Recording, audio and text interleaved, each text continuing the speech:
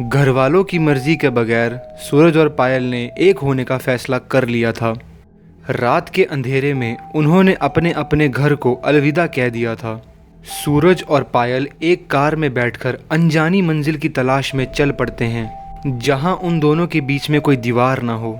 कई घंटे के सफ़र के बाद उनकी कार एक घने जंगल से गुजर रही थी। तरह तरह की जीव जंतुओं की चिल्लाने की आवाज़ें आ रही थी। पायल थोड़ी डर गई थी। सूरज, यहाँ से जल्दी चलो। हाँ, अभी कुछ देर में हम इस जंगल को पार कर लेंगे, टेंशन मत लो। तभी कार हिचकोले से खाती हुई बंद हो गई। बार बार कोशिश करने के बाद भी वो स्टार्ट नहीं हो रही थी। सूरज ने इधर उधर नजर दौड़ाई तो भयानक जंगल के सिवा उसे कुछ और दिखाई नहीं दिया। पायल का दिल धड़ धड़ कर बज रहा था। वो सूरज से लिपट गई।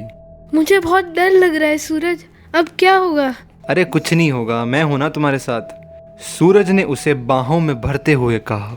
वो एक अलग बात थी कि ऐसी हालत में फंसकर वो भी अंदर से डरा हुआ था। मौसम भी खराब हो रहा था। रह रहकर बिजली चमक रही थी। बिजली की चमक से सूरज की नज़र वहाँ से थोड़ी ही दूर एक खंडर पर पड़ी। वो झट से गाड़ी से उतरा। कहाँ जा रहे हो? ऐसे मौसम में हम गाड़ी में रात नहीं बिता सकते। वो देखो वो इमारत, हम आज की रात वहीं रुकेंगे। वहाँ कोई ना कोई तो ज़रूर होगा। पता नहीं क्यों वो गाड़ी से नीचे नहीं उतरना चाहती थी, मगर ये बात वो सूरज से नहीं कह सकी। जंगल के बीचों बीच एक बड़ी इमारत थी, जिसका अधिकांश हिस्सा आज बेकार हो चुका था। इमारत 2 मंजिली थी। इमारत के मेन गेट पर पहुंचकर सूरज ने आवाज़ लगाई, कोई है? मगर अंदर से कोई रिस्पॉन्स नहीं आया। सूरज ने बड़े दरवाजे को धकेला तो वो दरवाज़ा खुलता चला गया। अंदर गुप्त अंधेरा था। सूरज ने फ़ोन की टॉर्च जलाई और अंदर की ओर बढ़ा। पीछे पीछे उससे लगभग चिपटी हुई पायल चल रही थी। मकड़ी के जाले और चमगादड़ों का डेरा ही हर तरफ दिखाई दे रहा था।